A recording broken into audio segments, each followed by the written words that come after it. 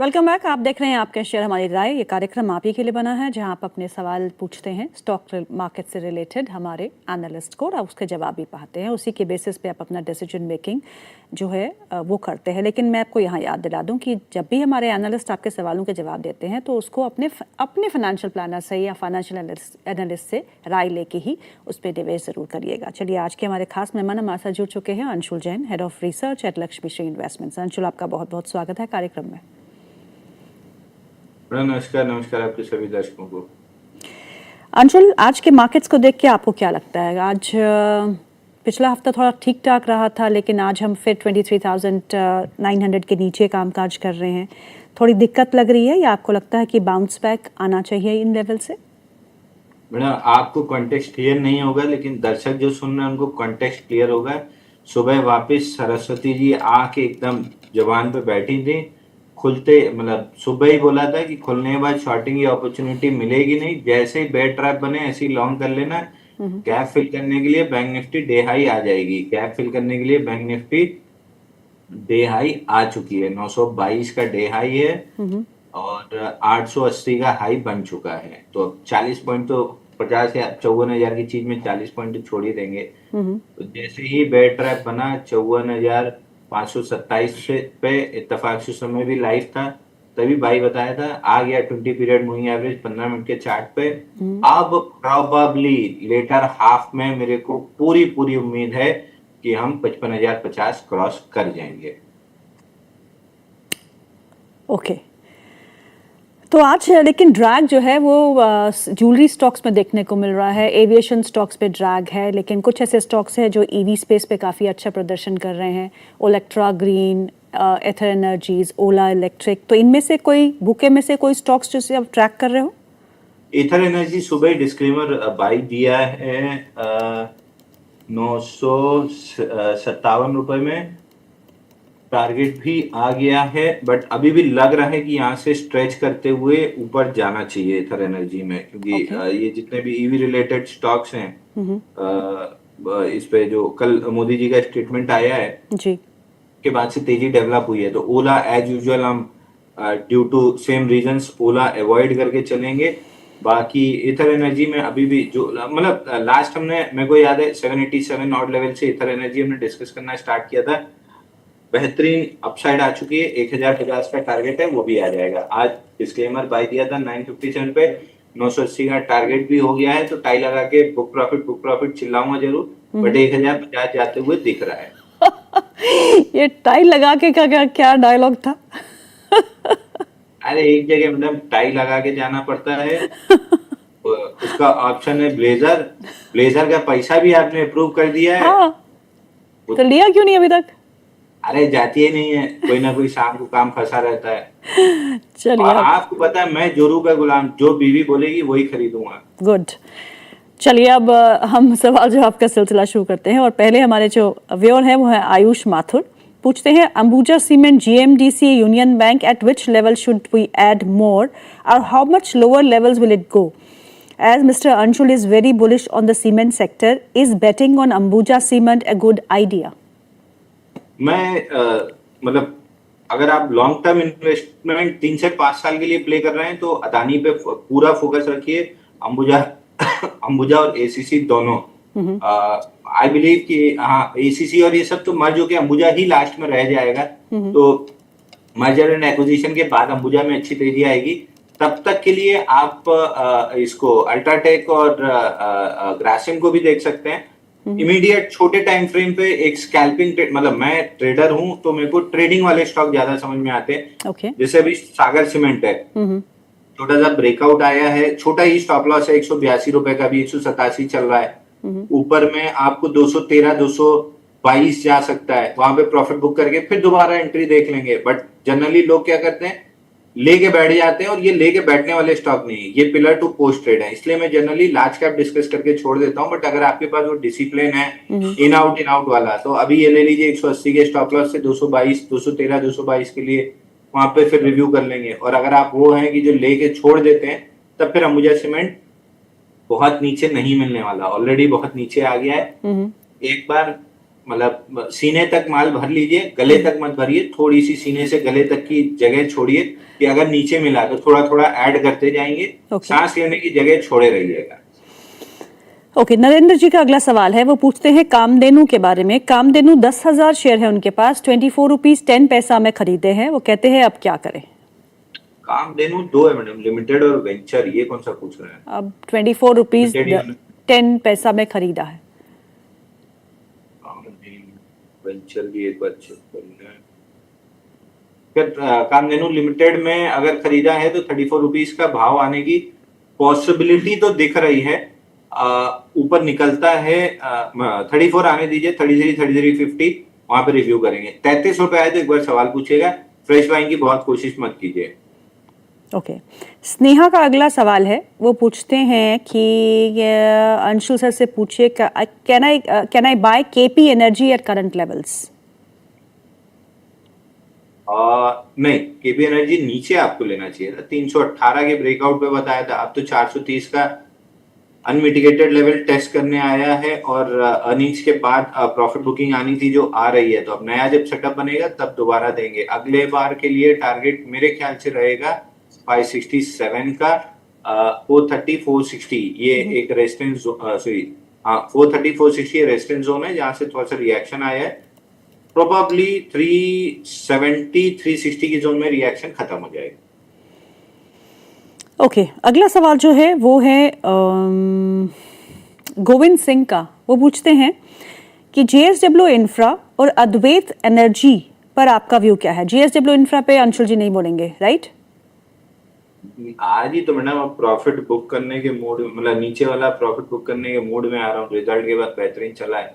अद्वैत energy में stop loss ले लीजिए। आज का रिएक्शन बहुत कोई हार्ड नहीं है, बट स्टॉप लॉस ले लीजिए नीचे 1941 का, वो टूटता है तो फिर एग्जिट करना है। ओके, और जेएसडब्ल्यू इंफ्रा पे आप कुछ नहीं बोलेंगे? नहीं, 289 से मेरे को लग रहा था प्रॉफिट बुकिंग आनी चाहिए, लेकिन उसको तोड़ते फोड़ते वॉल्यूम के साथ निकला है, तो अभी मैं कुछ भी नहीं कर रहा हूँ। मैं अगला लेवल वेट कर रहा हूँ। अगला अनमिटिगेटेड लेवल है 305 रुपए। वहां पे अगर वहां पे कोई रिएक्शन या कुछ दिखा तो प्रॉफिट बुकिंग करूंगा, नहीं दिखा तो फिर नहीं करूंगा, फिर और अगले 326 के लिए बैठ जाऊंगा। ओके, अगला सवाल ले लेते हैं, और अगला सवाल जो है कोफोर्ज पे है। गरिमा मेहता पूछती हैं आपसे कि what will be the target be for Coforge. Coforge अभी और ऊपर जा रहा है, 1411 का लेवल हमने डिस्कस किया था। इसके ऊपर जब क्लोज करेगा तब नेक्स्ट राउंड ऑफ बाइंग वापस से आएगी। तो अभी तो 1411 जा रहा है, वहां पे सवाल पूछिएगा। गरिमा जी एक और सवाल पूछ रही, कह रही है कि फ्रेश इन्वेस्टमेंट हम एमसीएक्स में कर सकते हैं जो अपने ऑल टाइम हाई पे खड़ा है आज पोस्ट अर्निंग्स। ना, आप एमसीएक्स और बीएससी में नहीं करना है। जैसे एनएससी का आईपीओ आएगा थोड़ा सा नीचे आ सकता है। एमसीएक्स में जिसके पास है उसको अब स्टॉप लॉस 3018 कर लेना चाहिए, जाने को 3400-3500 रुपए तक खिंच सकता है। ओके, रफीक का अगला सवाल है, वो आपके बहुत बड़े फैन है, big fan of Anshul sir. Sir please view on Uno Minda buying price है 1150 का, और ईपीएल लिमिटेड बाइंग प्राइस है 234 का। 3 से 6 महीने का व्यू रखते हैं, आपसे सलाह मांग रहे हैं। देखिए ईपीएल तो ठीक ठाक लग रहा है। ईपीएल में वीकली चार्ट पे मेजर रेजिस्टेंस जोन के आसपास आगे खड़ा हुआ है 244 250। जैसे इस जोन के ऊपर निकलेगा 283 निकल जाएगा, तो ईपीएल अच्छा लग रहा है। 244 के ऊपर क्लोजिंग पे बाई बनेगा। उनो मिंडा अभी बहुत अच्छा नहीं लग रहा। अनमिटिगेटेड लेवल टेस्ट हुआ है, कल का हाई 1190 पे है, 1189.7, 1190 राउंड फिगर पकड़िए। 1190 निकलता है तो मोमेंटम बिल्ड होगा और मोमेंटम फिर 1270 तक जाएगा। तो अगर है तो एक बार होल्ड कीजिए, अगर नहीं है तो 1190 के ऊपर बाइंग बनेगा, तब बढ़िया से बाई कीजिएगा। ऊपर में 100 रुपए आपको आराम से मिल जाएगा। ओके, अगला सवाल जो है वो इशिका अरोड़ा का है। वो पूछती हैं कि चंबल फर्टिलाइजर है उनके पास, 450 के भाव पे लिया है, और सेंट्रम इलेक्ट्रिक है जो उन्होंने 3000 के भाव पे लिया है। दोनों में ही टारगेट और स्टॉप लॉस क्या हो सकता है? पहला कौन सा था हमने, चंबल और सेंट्रम ना? चंबल में देखिए 10-20-50 के ऊपर आके हायर लो बना रहा है, लेकिन फैक्ट में फेलियर आ रहा है और आरसीएफ भी नहीं चल पा रहा। मद्रास और एनएफएल में भी बहुत अच्छी कोई ट्रैक्शन नहीं है, तो पूरे सेक्टर में अभी जिस हिसाब से मानसून और ये चीजें चल रही हैं तो इसे दिक्कत दिख रही है। मेरे को कोई भी ट्रिगर नहीं दिख रहा है। तो 460 अगर निकला तो एक बार के लिए 477 और 500 जा सकता है, बट कोई ट्रिगर जब तक नहीं मिलता है तब तक मेरे को नहीं लगता कि कोई मोमेंटम बनेगा। तो आई वुड अवॉइड ये फर्टिलाइजर काउंटर। दूसरा सेंट्रम चल रहा है 24 रुपए, यही वाला ना सेंट्रम 24 नहीं वाला? नहीं, 3000 वाला सेंटम इलेक्ट्रिक लिखा है उन्होंने। सेंट्रम इलेक्ट्रॉनिक्स आती है या 80 वाला? इसमें तो कैपिटल पैटर्न ब्रेकआउट आया है और बढ़िया ब्रेकआउट है। वॉल्यूम भी 2x था कल ही, मतलब फ्राइडे के सेशन में ब्रेकआउट आया है। टिकना बहुत जरूरी है, 2-3 सेशन और टाइम दीजिए। 3140 के ऊपर टिक जाता है तो फिर ये 3600 रुपए निकल जाएगा। ओके, अगला सवाल जो है रमन राजपूत का है। वो लिखते हैं कि मैं जम्मू कश्मीर से हूँ। तो अब जो भी मुझे सवाल भेजते हैं ना अंशुल, तो वाले लिखते हैं कि मैं जेके से हूँ, तो उनको लगता है कि मैं उनका सवाल ज़रूर लूँगी, पर ऐसा नहीं है, मैं सबका सवाल लेती हूँ। But yes, since I belong to this state, so I am little attached. No, I am not biased, but हाँ, अच्छा लगता है कि कोई अपने स्टेट से सवाल पूछे। इनका सवाल है, can I buy PG electric now? I don't have to take any 3 stocks in which stop loss. अब इन्होंने सवाल ही बड़ा टेढ़ा मेढ़ा देखा है। पीजी इलेक्ट्रॉनिक्स पे क्या करना है? कुल मिला के जो भी सवाल है नहीं लेना है। स्टॉक में ब्रेकआउट भी फेल हुआ और अब 464 के नीचे ब्रेकडाउन आने की भी पूरी उम्मीद है, तो नहीं लेना है। ओके, और कोई कह रहे हैं कि 3 स्टॉक ऐसे सुझाइए जो वो ले सकते हैं। अब 3 में 2 तो मेरे ही पास रखे हैं, तो तीसरा पीपीएल फार्मा ही बचता है, फिर डिप पे बाई कर लीजिएगा। ओके, दीपक तोमर का सवाल है, उनके पास स्टेट बैंक ऑफ इंडिया के शेयर है जो उन्होंने एक चीज बोलूंगा आपको, अगर आप लगवा सकें E2E का चार्ट लगवा दीजिए और उसको 1 साल कर दीजिए। प्रोड्यूसर्स प्लीज E2E का चार्ट लगाइए, उसको 1 साल कर दीजिए। कर दिया।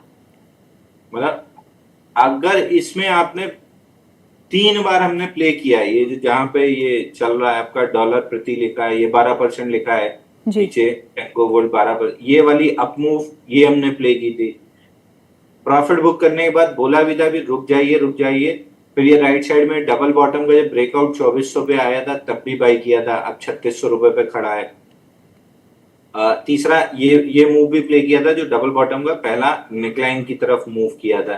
ये 3 बार में अगर एज ए ट्रेडर आप पैसा नहीं कमा पाए या एज ए स्विंग ट्रेडर, और मतलब अगर आप पैसा नहीं कमा पाए तब आपको बहुत ज्यादा जरूरत है विलियम ओनील पढ़ने की और अपनी स्ट्रेटेजी रिव्यू करने की। सिंपल सी चीज है, 10 बार बता चुका हूं, जिसमें लॉन्ग टर्म अप ट्रेंड है उसमें आप स्विंग ट्रेड प्ले कीजिए, आपकी प्रोबेबिलिटी पैसा कमाने की बहुत हाई रहेगी।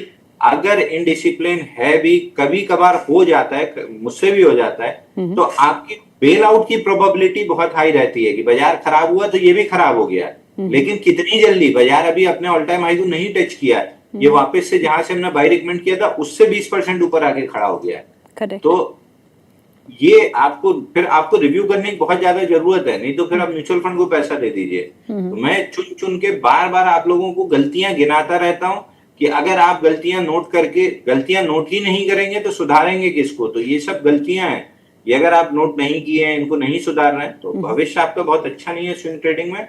आपको चले जाना चाहिए म्यूचुअल फंड में, पैसा वहां दे दीजिए, बढ़ जाएगा, आपके पास रहेगा तो खत्म हो जाएगा। क्योंकि अगर आपकी स्ट्रेटेजी ये है कि बढ़ने वाले में 2-4% ले लें और गिरने वाला 33% होल्ड करे रहे, तो फिर जेन स्ट्रीट को क्या दोष देना है। बस बेचारे अग्रवाल जी इतनी गालियां खा रहे हैं। अच्छा चलिए, दीपक तोमर का सवाल ले लेते हैं। स्टेट बैंक ऑफ इंडिया है 1078 पे खरीदा है उन्होंने, 100 शेयर है। जीएमडीसी के शेयर है 500 जो उन्होंने 750 पे खरीदे हैं, और न्यूजन सॉफ्टवेयर के शेयर है जो उन्होंने 777 पे खरीदे हैं। तीनों ही स्टॉक्स पे क्या करना है? SBI, GMDC and Newgen software. इसी के साथ मैडम बैंक निफ्टी 55,002 का हाई, 55,050 का लेवल हमने डिस्कस किया था, ऑलमोस्ट आते हुए डे हाई, नया डे हाई बन गया जो पहले हम डिस्कस कर रहे थे। और अब इनके तीनों स्टॉक न्यू जेन मेरे को नहीं लग रहा, एक बार बाउंस बैक जरूर कर सकता है ऊपर में। मंथली चार्ट पे 680 रुपए के आसपास मेजर रेजिस्टेंस है और वीकली चार्ट पे पहला रेजिस्टेंस है 560 तक आएगा, निकला तो 680 ये जोन में आएगा। कोई भी नई बाइंग नहीं करनी है, शांति से जो है पड़ा रहने दीजिए। उस रेंज में दोबारा सवाल पूछ लीजिएगा, 560 पे सवाल पूछ लीजिएगा, वहां पे रिव्यू करेंगे। जीएमडीसी वापस ब्रेकआउट रिटेस्ट करने 618 आ रहा है, वहां पे मेरा इंटरेस्ट जरूर रहेगा। अगर ब्रेकआउट फेल नहीं होता है तो 618 पे बुलिश एविडेंस पे जीएमडीसी हम जरूर बाई करेंगे। 900-1200 का टारगेट खुला रहेगा। तो होने के लिए बहुत छोटा सा है, पाने के लिए बहुत ज्यादा है। एसबीआई